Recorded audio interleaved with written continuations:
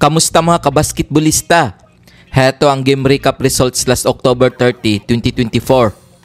Tinambakan ng Adamson Lady Falcons ang UALD Warriors 66-48.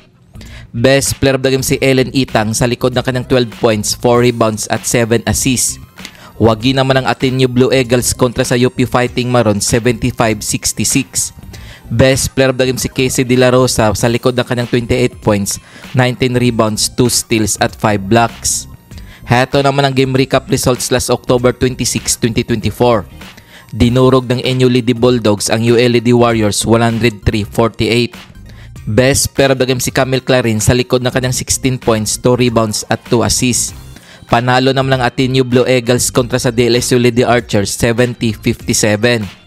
Best player of the game si Casey De La Rosa sa likod ng kanyang 28 points, 16 rebounds at 5 steals.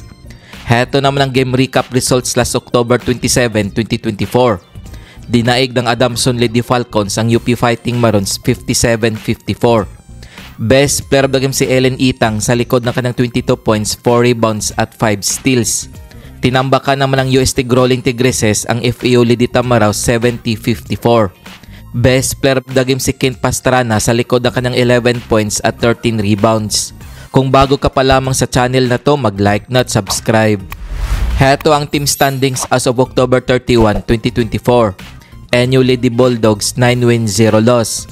UST Growling Tigresses 9 wins 1 loss. Adamson Lady Falcons 8 wins 3 losses. Ateneo Blue Eagles 6 wins 5 losses.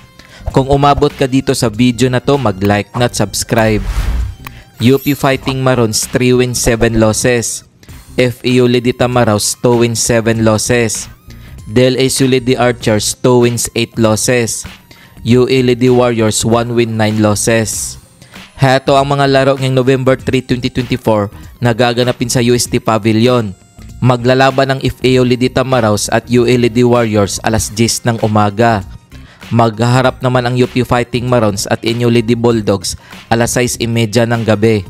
Kung nagustuhan mo ang video na to, mag-like na at subscribe.